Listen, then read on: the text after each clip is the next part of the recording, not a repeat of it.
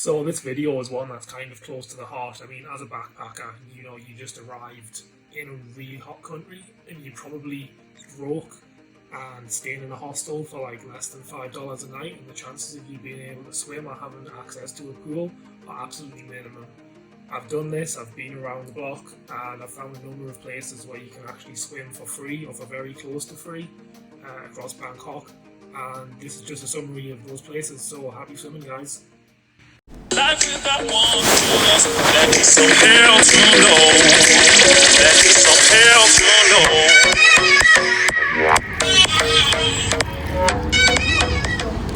know. Okay, so this one, I'm really going way back to basics, and I'm going to offer one of the top tips that I can think of in Bangkok. You've just come to the sun, you've just come here, and what do you want to do? You want to chill, you want to relax, you want to find a swimming pool. Maybe you're staying in a hostel, maybe you're staying in a budget hotel that doesn't even have windows, let alone a pool. I'm going to show you the cheapest, most optimal way to get to 3 pools around Bangkok for almost free of charge. Literally 100 baht, 200 baht, and if you're cheeky enough, potentially free. So let's go.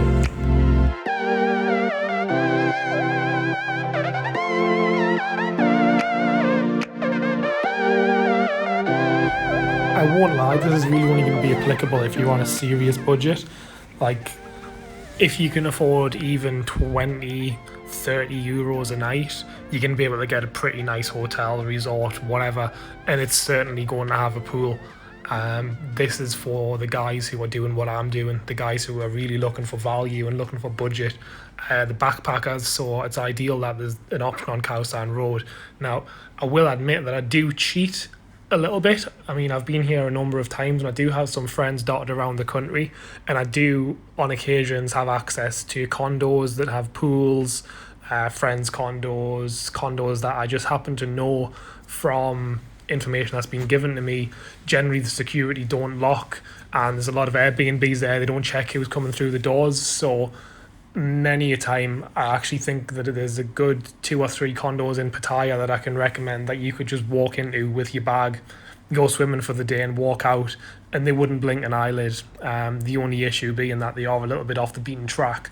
I'd imagine the same sort of thing applies in Phuket as well. Any sort of beachy touristy destination, a lot of the time, just for ease and for ease of access and to make the Airbnb things flow a bit smoother, they do often allow just walk in and meet your host at their block, at their building. I mean, all of the buildings have locks on the door, so all you're getting access to is the pool, potentially the gym if it's not locked out. I did actually find a sneaky way as well through one of the condos how to get into the condo with no key card, which involved going through the pool with my clothes held above my head and climbing up past the slide and finding a sneaky side door into the gym. But it works, and these things are accessible and available. But obviously not everyone's in that position. Not everyone has friends all over the world yet. Potentially you're just going out there for the first time. Potentially it's your first couple of days and all you want to do is just relax by the pool.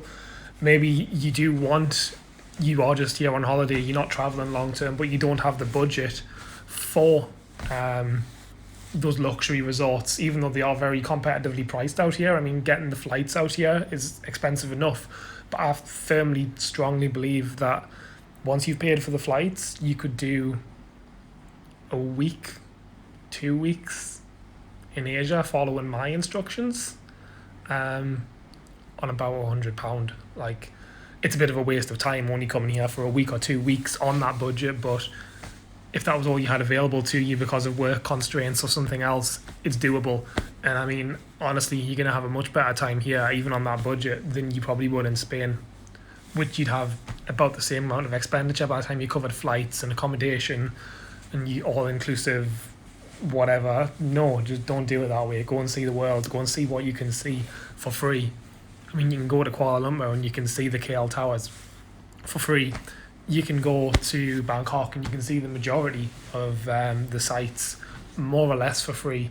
A lot of them 150 baht, 200 baht, 500 baht maximum for sort of a heritage kind of site and a cultural kind of site, which is very reasonable. And if you know where to go, you can see the same thing for almost free of charge, because just because there's a temple in Bangkok, that's one thing or another. It doesn't mean to say there's not another temple 50 kilometers away that isn't tourist bound, that doesn't have rules and charges, because it's not on the map. And it could be just as beautiful, it could be more beautiful. The White Buddha temple at Nothhaburi is one of the most beautiful temples that I've ever seen, and there was not a tourist in sight.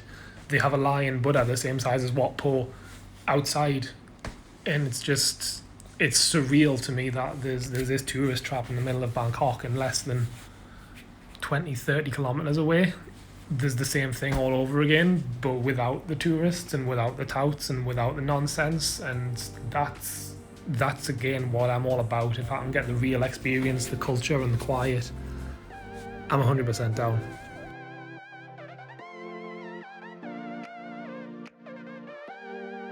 However, back to the subject of budget value swimming around Bangkok, there is actually a fourth and a fifth option, but it doesn't really come recommended. One of them is a hostel that offers rock bottom low prices, and they do offer a pool. However, pictures can be deceiving, and I checked out that hostel very briefly. I mean, I did stay there one night. The pool, in my opinion, don't use it. It's filthy. I don't want to slate this hostel. I mean, you don't know who's going to end up seeing the video and spreading the word, but for me, for my money, I'd rather not. There's also the public pools dotted around Bangkok. There's a large one in Lumpini Park. There's the Olympic pool, which is somewhere, I forget where it is exactly now. It's not important. These ones, I mean, okay, they're not really for swimming, for practice, for doing lengths, but they are fantastic for chilling. And they're generally very quiet, which tells me that they are pretty much little known gems. And one of them is in the heart of Khao San Road, and one of them is in the heart of Nana, in the middle of Sukhumvit, which it's a prime location. You really can't ask for more than that. One of them actually does have swimming pool and gym access, and it's very nice facilities, in all honesty. And that's in the Silom area. So let's run through these right now. So the first choice that I'm going to put up on the table, which was actually advised to me by a German girl at one point when I was staying in a hostel around Khao San. It's not something that I've ever had the bottle to do myself, but apparently it does work. So there's a hotel on Khao San Road called the Khao San Palace, and on the top floor is a pool. And she basically said that for about 6 days in a row, she turned up there with her bag, went and chilled in the pool for a couple of hours, and came back completely free of charge. So if you want to risk that one, the option is there. It does look like quite a nice pool. I don't know if there's a bar up there or not at the evening time, but it looks like the sort of place where it'd be really nice to chill out and have a drink or two. So yeah, there is another option around Khao San, which I think is a little bit more expensive to get into, but it's actually open to sort of travellers and backpackers and hosteling. I forget the name of it. It's not something that I've actually considered, because I believe that I found better options, but it's another option there. I don't remember the name of it. And my pick for option number 2 comes in at a clean 150 baht. And that is Silom Serene in Silom. It's a little bit out of the way of Sukhumvit, although if you're staying in the Silom area, it's great. Now, the pool itself is quite small. It's more of a sort of chill-out pool than a serious doing lengths pool. Again, I mean, I think all of these pools are relatively small. You do tend to get what you pay for. And in these impacted, heavily built-up tourist areas, there's not really the real estate and the space for like a 25 meter full length pool. So, but the fitness suite in there was pretty exceptional. It was clean, it was tidy, it was better than your average hotel gym, for want of a better word. The majority of these have some really banged up old and incredibly light free weights, and this one had a little bit more to offer. They also tend to have a multi gym with a lat pull down that's, well, if you're over 6 foot, you know the pain. Like, the lat pull down that doesn't go high enough for you to actually engage your lats properly. So you only end up doing about 2/3 of a rep.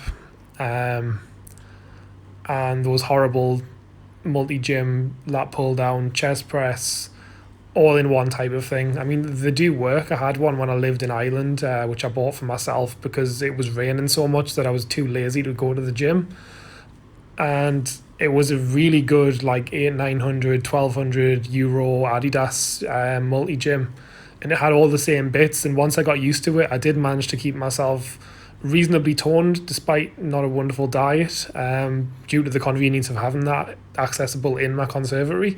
So there's nothing wrong with those, but when the lat pull down doesn't go far enough and there's nothing you can do to make it any better, that's a bit of a problem. Luckily, I found one or two where I actually have to stand up and reach to pull the bar, which is a lot more what I'm sort of looking for. I mean, sometimes even in the gyms in the UK, the lat pull down is a little bit of a letdown. Generally, if you can sit down without having to stand up to put the bar back, you're probably not straining enough, you're probably not getting enough stretch, you've got to lean back that little bit far, and then if you put the weight too high, it's going to put more strain on your back. I'm not a fitness channel, it's just these are little common niggles that I've found with lat pull downs all over the world. But yeah, this one had a pretty good one, pretty decent, clean, well maintained, well looked after. And drum roll for option number 3.